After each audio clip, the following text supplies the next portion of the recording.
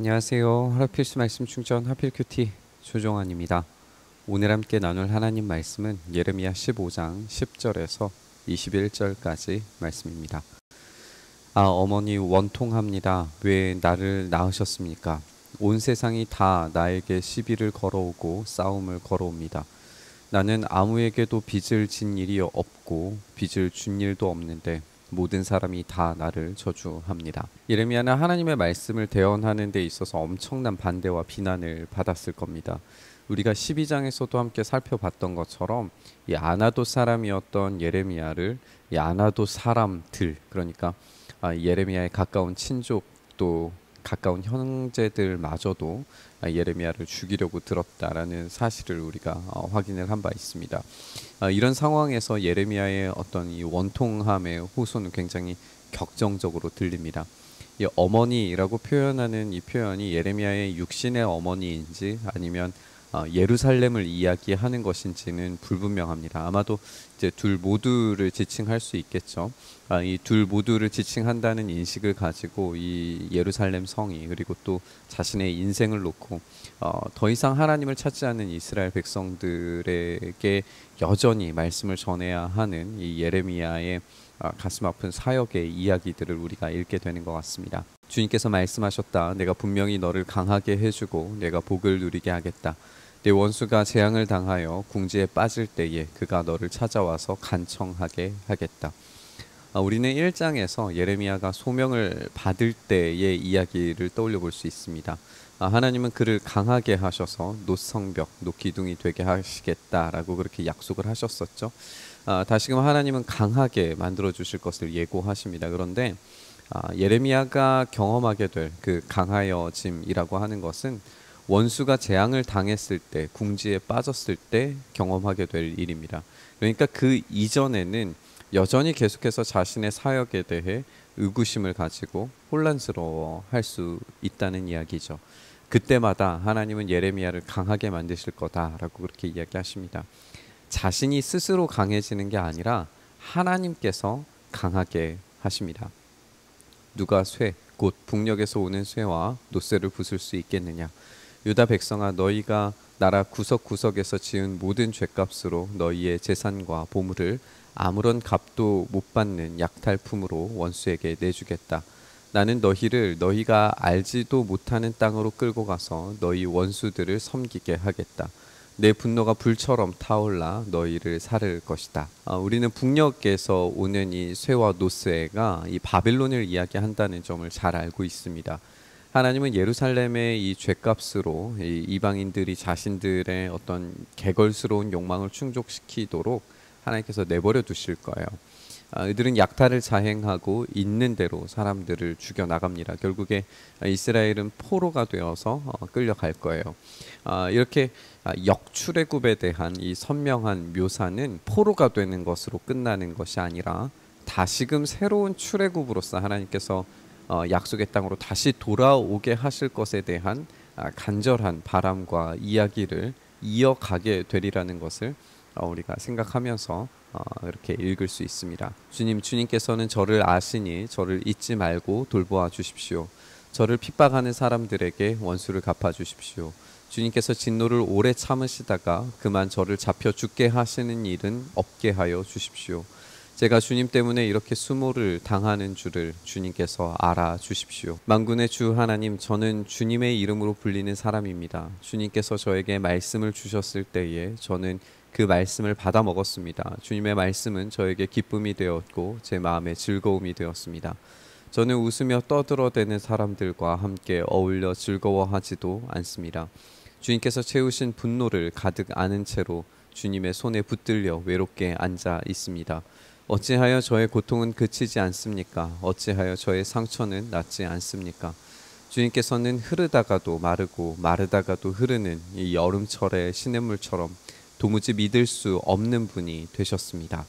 하나님은 공의롭고 정의롭고 신실하시고 신뢰할 만한 분이시죠. 하지만 그렇게 고백해야 하지만 현실적 경험자인 예레미야는 도무지 그렇게 고백하기 어려워하는 것처럼 보입니다. 예레미야는 자신을 이 성벽 그리고 놋기둥이 될 사람처럼 말씀하시지만 지금은 위태위태한 상황에 놓이게 된 이 상황을 만든 하나님이 신실하시지 않은 것처럼 이야기하고 있습니다. 지금 예레미야의 상황은 위태위태하게 잡혀 죽을 것처럼 수치와 수모를 당하는 상태라고 그렇게 호소하고 있어요. 그래서 이 예레미야의 간구를 살펴보면 지금 자신이 누구인지에 대해서 설명하는 이야기들을 우리가 발견하게 되는데, 예레미야는 자기가 주님의 이름으로 불리고 말씀이 기쁨인 사람이고 즐거움인 사람이고 세상의 모든 즐거움과 쾌락에 동조하지 않은 순결한 사람이고 하나님의 분노를 안고서 그 손에 붙들려서 외로운 상태에 놓여져 있다라고 그렇게 호소하고 있습니다. 이런 예레미야의 표현들을 생각을 해봤을 때 이 신자들이 하나님께 불평할 수 있는가라고 하는 질문을 이 예레미야의 입장에 좀 접목시켜서 생각을 해볼 수 있을 것 같아요. 예레미야는 하나님을 향해서 도무지 믿을 수 없는 분이 되고 마셨다라고 그렇게 항변하고 있는데, 사실상 이 예레미야의 이 하나님을 믿을 수 없다라고 하는 말은 역설적 표현입니다. 예레미야는 진짜 하나님이 믿을 수 없는 분이라고 이야기하는 게 아니라 하나님께서 신실하시고 믿을 수 있는 분이시기 때문에, 그리고 그분께서 약속에 신실하신 분이심을 알고 있기 때문에 그분의 성품에 기대어서 이 보호와 긍휼을 간절히 구하고 있는 거죠. 하나님께서 지금 저를 이렇게 내버려 두실 수 없습니다. 하나님께서 그렇게 신실하지 않으신 분이십니까? 하나님 믿을 수 없는 분이십니까? 하나님 절대 그런 분 아니시지 않습니까? 그러니 나를 좀 돌아봐 주십시오라고 하는 이런 역설적 표현인 거죠. 하나님께서 지금 역설적 표현으로 너네 절대 나에게 기도하지 말아라, 중보하지 말아라 하는 그런 역설적 표현이 지금 예레미야의 입에서도 터져 나오고 있는 겁니다. 그러니까 지금 이런 역설적 표현들은 그냥의 고백, 일반적 고백보다 훨씬 더 통렬하고 강렬한 표현으로 우리가 읽는 것이 옳아 보입니다. 나 주가 말한다. 내가 돌아오면 내가 너를 다시 맞아들여 나를 섬기게 하겠다. 또 내가 천박한 것을 말하지 않고 귀한 말을 선포하면 너는 다시 나의 대변자가 될 것이다. 너에게로 돌아와야 할 사람들은 그들이다. 내가 그들에게 돌아가서는 안 된다. 우리가 이 본문을 통해서 이제 다시금 돌아옴, 이 슈브에 대한 주제를 만나게 돼요. 하나님은 예레미야에게 돌아오라라고 말씀하십니다. 하나님의 말씀을 대언하는 것은 자신의 뜻과 의지로 완성되지 않습니다. 오로지 하나님으로부터 받은 말씀을 이스라엘에게 전달하는 대변자의 역할을 할 뿐인 거죠. 하나님께서는 자신에게로 돌아온 이 예레미야가 이스라엘에게 돌아가서는 안 된다라고 그렇게 말씀하십니다.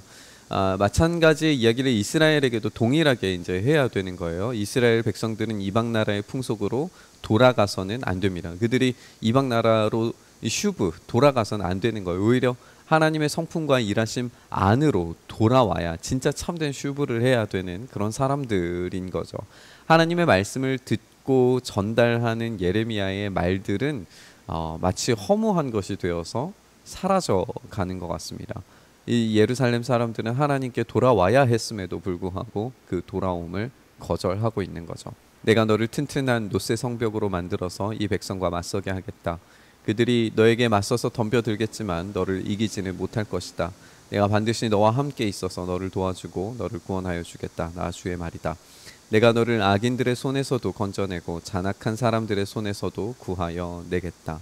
우리가 이 말씀에서 이제 다시금 1장에서 등장했던 예레미야를 부르셨던 그 부르심과 비교될 만한 이 선명한 부르심에 대한 이야기가 반복되는 것을 보게 됩니다.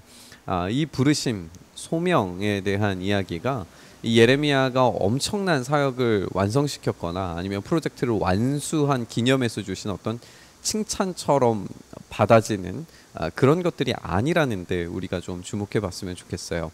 이 원수들에게 위협받고 외롭고 고난으로 얼룩져 있는 예레미야는 자신이 아무리 노력해도 해결되지 않는 이 말씀을 들으려고 하지 않는 이스라엘 백성들 때문에 좌절하고 낙심하고 내가 이렇게 사역하는 것이 옳은가, 그렇게 자존감이 완전 바닥을 치는 그런 모습을 보였을 거예요. 그런데 이 예레미야의 완전히 바닥으로 떨어진 자존감의 회복은 어떤 문제가 해결되어서 어떤 성과를 이루고 성취를 해서 얻어지는 게 아니라 하나님께서 부르셨다라고 하는 그 소명을 재확인함으로써 하나님께서 위로하시는 것을 보게 됩니다. 우리는 우리의 믿음이 이 문제가 해결될 때 더 확고해지고 분명해질 거라고 예상하지만 때로 하나님께서는 우리에게 문제 해결을 방식으로 자신을 드러내시기보다 우리가 무엇을 해야 하는지를 깨닫게 하실 때 우리의 부르심을 훨씬 더 분명하게 나타내시곤 합니다. 그러니까 하나님께서 신실하신 분이심을 우리가 신뢰한다면 지금 당장의 문제를 해결하는 데 급급한 그런 기도가 아니라 지금 우리가 무엇을 하시기 원하시는지에 대해서 하나님께 질문해야 됩니다. 우리의 길들을 인도하시고 이끌어 가셔서 신실하신 은혜에 우리를 놓으셨을 때에 우리가 왜 여기에 있는지, 우리가 무엇 때문에 이 일을 하게 되는지, 그 부르심과 소명이 더욱 분명해지면 분명해질수록 우리의 상황이 보이는 게 아니라 하나님의 신실하심이 보이게 되고, 하나님의 신실하심을 확인하게 되면 우리는 더 이상 흔들리지 않게 되는 거죠. 우리가 하나님의 마음을 깨닫고 또 우리의 소명을 분명하게 재확인시켜 주셔서 신실하신 하나님을 더 분명하게 경험하게 해주시기를 구하면서 우리 기도와 묵상의 자리로 나아가시죠. 주님, 그렇게 우리의 삶에 분명하고 확실한 그 소명이 확인되게 하여 주시옵소서. 그래서 우리의 삶에서 이리저리 흔들리는 삶이 아니라 분명하고 확실한 삶으로 온전히 나아갈 수 있도록 주여 은혜 더하여 주시옵소서. 주님, 그렇게 우리의 삶 속에 하나님의 일하심과 온전하신 뜻이 분명하게 경험되어서 흔들리지 않는 믿음을 가지고 신실하게 주님만 바라보며 주님께서 약속하신 그 부활의 영광을 이룰 때까지 우리의 발걸음을 조금도 멈추지 않고 끝까지 부지런히 달려갈 수 있도록 은혜 더하여 주시옵소서. 그렇게 지금도 우리에게 일하셔서 공급하시는 그 부활의 능력을 제공해 주실 줄을 믿고 의지하며 우리 주님 예수님 이름으로 기도드리옵나이다. 아멘.